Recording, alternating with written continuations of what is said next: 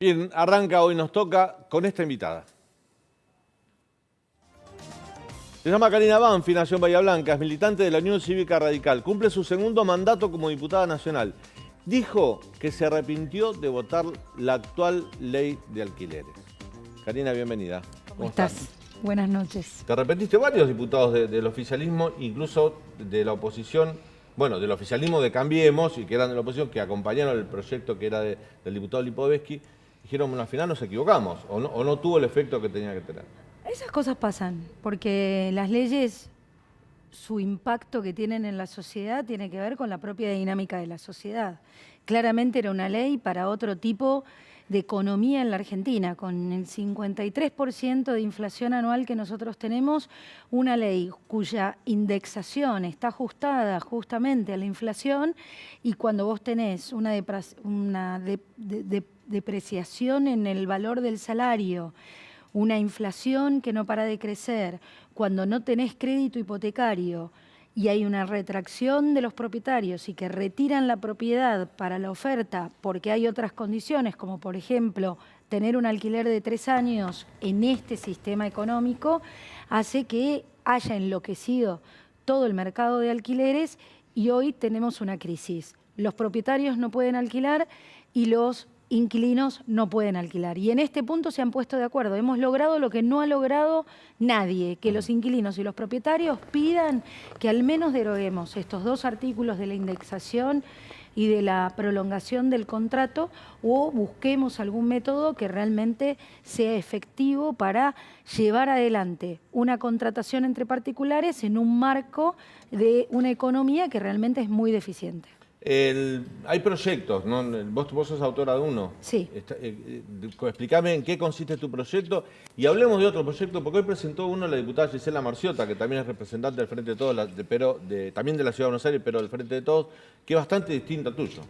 El mío deroga la ley principalmente por mi arrepentimiento y porque tengo una posición muy pragmática de que nosotros en el Congreso hoy tenemos que resolver lo que había y lo que estaba en el Código Civil, donde debemos poner en valor justamente que el contrato entre partes debe ser ley para todo el sistema jurídico, y a partir de ahí tener algunos criterios mínimos de equilibrio. Esa es la intervención que debería tener el Estado en estos contratos. Nosotros fuimos un poco más allá, se buscó y se presionó mucho para que los contratos tuviesen un mayor tipo de rigurosidad y control de parte del Estado, y eso sin duda afectó todo el mercado de alquileres. Por el otro lado, hay proyectos como el de Gioja que piden la creación de un impuesto a la vivienda ociosa, que no estamos de acuerdo porque consideramos que eso va a ser trasladado directamente a las propiedades en alquiler y lo va a costear seguramente el inquilino. Y el proyecto que presenta Marciota habla de la creación de un instituto para regular el valor de los alquileres a nivel nacional. Creemos que esas son fórmulas anacrónicas que ya no sirven, que lo que nosotros tenemos que hacer por el tipo de sistema de mercado inmobiliario y de alquileres que tiene la Argentina, en donde está muy fragmentado. Vos tenés pequeños propietarios que tienen, pequeños en términos del valor, sí, que tienen una propiedad para alquilar y que alquilan directamente y se relacionan directamente con el inquilino. En ese sistema, lo que nosotros deberíamos hacer es fortalecer al Código Civil, fortalecer los principios del Código Civil, dejar a que las partes acuerden y buscar algún sistema de registro para que haya algún control de que no haya una simetría en ese vínculo y en esa relación. Los proyectos del oficialismo, el oficialismo no se hace cargo que esta ley no sirve, ellos siguen insistiendo en que es una ley que les sirve, que es pro inquilinos, y acá lo que tenemos que buscar es que el inquilino no salga perjudicado. Hoy tiene una situación Pero la Asociación urgente. de Inquilinos también había apoyado esta ley. Apoya actualmente.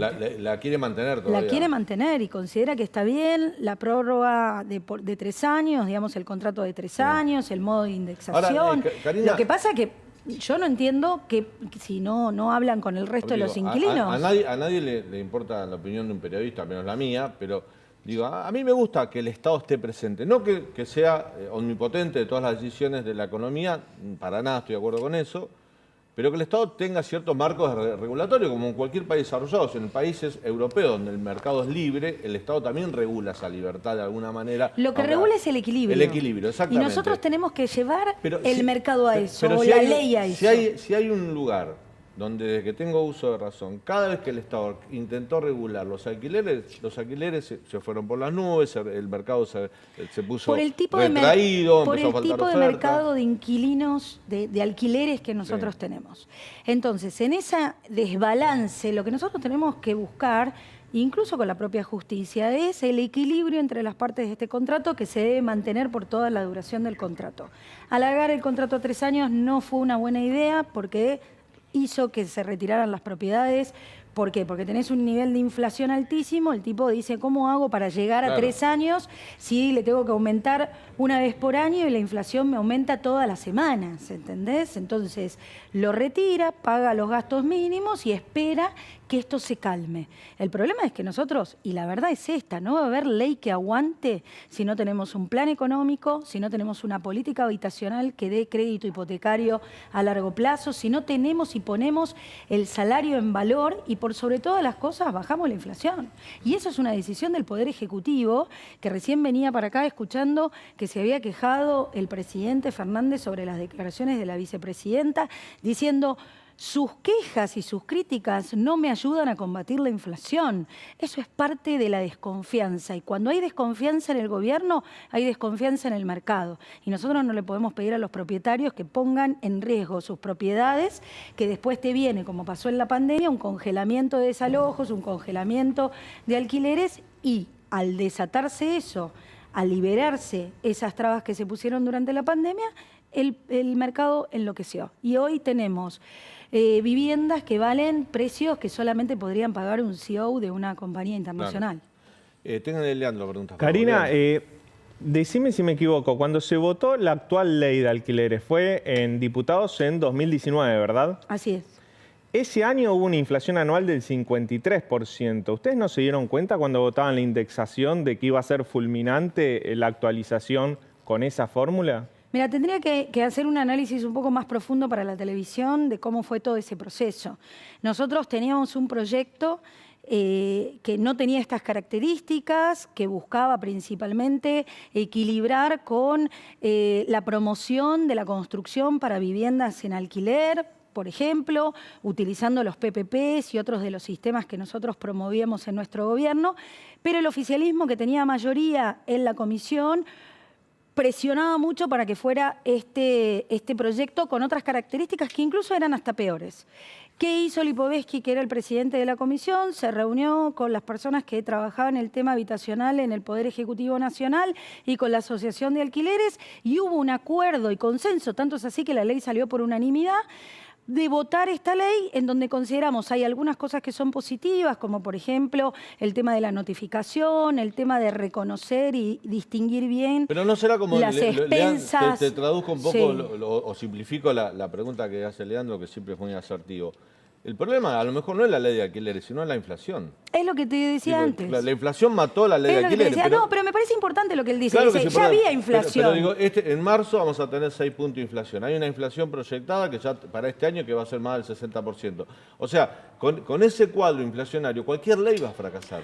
Va a fracasar, y hoy lo que nosotros tenemos que hacer es remediar una situación urgente que nos está pidiendo tanto los propietarios como los inquilinos, que son 2 artículos de la ley. Estamos revisando y hoy habilitamos la comisión para que en 30 días resolvamos si entre todos, junto con los inquilinos, con los propietarios, si la manera de trabajar esto es derogar estos 2 artículos, derogar toda la ley y poner en vigencia los artículos del Código Civil, o trabajar en alguna otra norma que realmente pueda ser eficaz en el mes próximo. Claro. Karina, ¿va a haber algún tipo de dictamen? ¿Cómo ves? ¿Cuál es el escenario? Porque también te quiero decir otra cosa, que después nos podemos meter en ese terreno. Está cerrado el Congreso. Absolutamente. Está cerrado, quiero denunciarlo. Claro, no. El presidente de la Nación llamó a sesiones extraordinarias. Ayer hablamos con Hernán Lombardi. Exacto. Esto, ¿no? Llamó a sesiones extraordinarias. Cuando hay sesiones extraordinarias se tratan los proyectos del Poder Ejecutivo. Pero ni Cristina en el Senado, ni Sergio Massa en diputado habilitaron los proyectos que supuestamente le interesan a su gobierno para tratar en extraordinarias. Porque, o sea, en extraordinarias no puedes tratar tu proyecto, pero sí el del Poder Ejecutivo. Pero ni eso habilitaron. Entonces ahí está muy clara la diferencia de un Congreso, a través de sus autoridades, Cristina en el Senado y Massa en diputados, que no acompañan al gobierno de Alberto Fernández. Esta Comisión de Legislación General se integró en el día de hoy por un acuerdo político que se hizo con la Presidencia, porque si no, en el día de hoy nosotros llamábamos a una sesión especial para tratar la derogación de alquileres.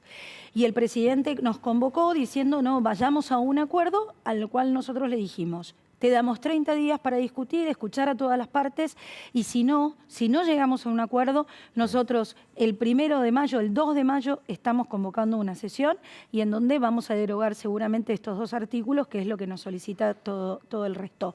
Mientras tanto, el resto de las comisiones no están habilitadas. Estamos ya en la primera semana de abril y debería haber sido durante todo el mes de marzo la integración de las comisiones. Nos tiramos la pelota. Ellos dicen que nosotros no nos ponemos de acuerdo. Quiero denunciar que el Congreso está cerrado. Ellos dicen que nosotros no nos ponemos de acuerdo y nosotros estamos de acuerdo desde el inicio porque realmente en la integración y en el modo de la composición de comisiones y en este reparto de todo el archipiélago que hoy es Juntos por el Cambio, no hay mayores diferencias. El problema lo tiene el Frente de Todos, que hoy, por ejemplo, dejaron vacantes 3 secretarías porque no están los nombres del Frente de Todos para cubrirlas. Ahí hay un problema. Una interna. Pero claro, digámoslo con todas las letras. Y lo que ellos tienen que darse cuenta, que están gobernando y que hay un líder que lo eligió el pueblo argentino y que ellos deberían respetarlo, no hacerle la interna. Claro. Karina, ¿tanto afecta la pelea Alberto-Cristina para el funcionamiento de los poderes del Estado? No digo el Poder Judicial, pero sí el Congreso y el Poder Ejecutivo, porque hoy Alberto Fernández, y esto lo decían los periodistas acreditados en Casa Rosada, les mandó un mensaje a los funcionarios, dijo, dejen tanto de mirar a Cristina y gestionen. O sea, porque hay muchos funcionarios intermedios que nosotros no conocemos, secretarios, subsecretarios, directores nacionales, que gobiernan o gestionan mirando la aprobación de Cristina y no la del presidente que los designó. Nosotros vivimos una situación anómala cuando como sociedad aceptamos que la vicepresidencia o la vicepresidenta eligiera al presidente. Y eso nos pareció un hecho inédito en la política argentina, casi que nos dejó a todos... Y pero la sociedad acompañó, porque lo por eso votó te digo, mayoritariamente. acompañó, quizás llamó la atención, pero no se midieron las consecuencias. Las consecuencias las pagamos hoy. Las pagamos con esto, donde vos tenés funcionarios que no funcionan o funcionarios que solo funcionan al poder y al liderazgo que tiene la vicepresidenta, que funciona como presidenta de facto, ¿no? Y te pregunto, y por casa cómo andamos, sería la pregunta, porque yo no te pido tanto un panorama de Juntos por el Cambio, pero en el radicalismo, partido que tiene, uno de los pocos partidos que está organizado, institucionalizado, que tiene convención, que tiene comité nacional elegido por directo, por delegado de las provincias, o sea, hiperdemocrático hacia adentro. El radicalismo, ¿están todos de acuerdo que hay que hacer de acá más? Porque uno lo ve a Gerardo Morales, que sale y lo elogia a Sergio Massa. Yo hablo como hoy, hablo con algunos diputados del radicalismo que dicen que Sergio Massa es lo peor que le puede pasar al Congreso, que no es confiable. Y Gerardo Morales, reitero, dijo que es un amigo en nombre de la política. Digo, no están muy de acuerdo todos ustedes también en esto, ¿no? ¿O es una mirada muy fina? Los radicales tenemos posiciones muy personales sobre muchos puntos de vista. Lo importante es que al momento de tomar decisiones, votamos todos juntos. Esto es el bloque de la UCR en el Congreso de la Nación, de los 33. Hasta ahora todas las leyes que has visto, vamos a votarlas en conjunto y seguramente va a seguir siendo así. ¿Los que se fueron van a volver? Bueno, eso hay que preguntárselo a ellos. Ellos tienen un compromiso con el presidente del partido, en donde deberían volver, y me parece que eso no le ayuda al radicalismo, tener 2 bloques. El bloque oficial de la UCR es el que preside Mario Negri. Es el que preside Mario Negri. Y después hay personas que decidieron tomar otro camino y no integrar el bloque oficialista. Hay una convención, como vos decías, claro. que pronto se va a reunir, que va a tener que tomar cartas en el asunto, porque nosotros como diputados y como senadores nacionales rendimos cuentas frente a esta convención. Gerardo Morales pidió que vuelvan. Pidió que vuelva y dijo que iba a trabajar y hacer tratativas durante todo marzo para su integración. Estamos a 4 de abril, no hemos tenido novedades, esta es la realidad. Para nosotros es triste porque creo que todos juntos nos potenciaba mucho más, pero ellos tomaron la decisión de focalizar en un sujeto como Mario Negri, en cuestionar su liderazgo. Otros 33 consideramos que lo mejor que puede tener el radicalismo es un liderazgo como el de Mario Negri en el bloque. Ahora le paso la pelota a Leandro, pero Sí. ¿se nota en el funcionamiento interno esa diferencia o pueden más allá de que sea Por un ahora bloque? no, Por pero ahora no. habrá que ver qué pasa en algunos contextos, qué sé yo. Lo que sí, también repitiendo y no escapando a tu pregunta, nosotros podemos tener diferencias sobre proyectos, sobre posiciones políticas, sobre relaciones políticas que pueden llegar a mantener. Morales tiene una relación y un vínculo con el Frente Renovador en Jujuy, que es muy particular, Claro. propio de la provincia de Jujuy y la realidad de su gobierno en Jujuy, que eso no se contrapone con las necesidades que tenemos a nivel nacional. Entonces, me parece que lo más importante es ver al radicalismo en toda su película y cómo luego siempre va ordenado atrás del liderazgo que asume en sus convenciones o en las internas que desarrolla. Y lo más interesante es que hoy tenemos muchos candidatos a presidentes que vamos a potenciar en los próximos meses porque creemos que tenemos no solo vocación de poder, sino capacidad para poder llevar adelante lo que necesita la Argentina y todos los argentinos. Ahora nos vamos a meter en la polémica del día, que es el tema de los piquetes, pero Leandro tiene otra pregunta. Karina, ¿qué te pasa como radical cuando el expresidente Macri o Patricia Bullrich hacen guiños a Milei, un Milei que critica muy fuertemente a la UCR y también a la coalición cívica?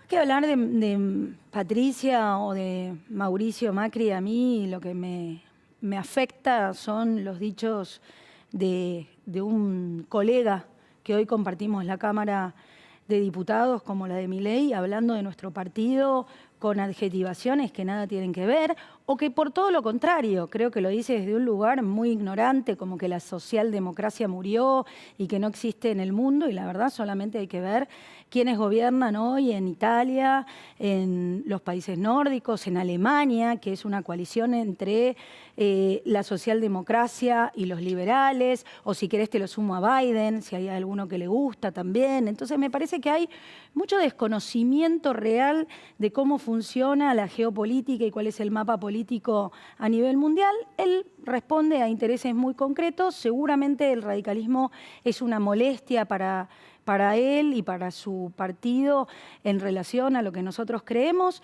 Creo que si tuviésemos un diálogo coherente y maduro, podríamos encontrar algunos puntos en común, porque nosotros creemos en la libertad del mercado, creemos en el libre mercado, pero sí con responsabilidad Pero social y políticas sociales para contener a los más vulnerables. El problema es más personal que ideológico, porque me da la Hay que impresión... preguntarle a Milei Pero eso. me da la impresión de que ustedes, por ejemplo, se llevan mejor con Espert, que es del mismo partido, que con Milei, o por lo No menos... sé, Espert también ha dicho barbaridades, como el viernes pasado cuando ganó por batacazo la franja morada en la universidad, en muchas universidades de la Universidad de La Plata, histórica la elección que hicieron, y él salió con un tuit diciendo que había que prohibir la política en las universidades públicas. No conoce lo que significa la reforma del 18.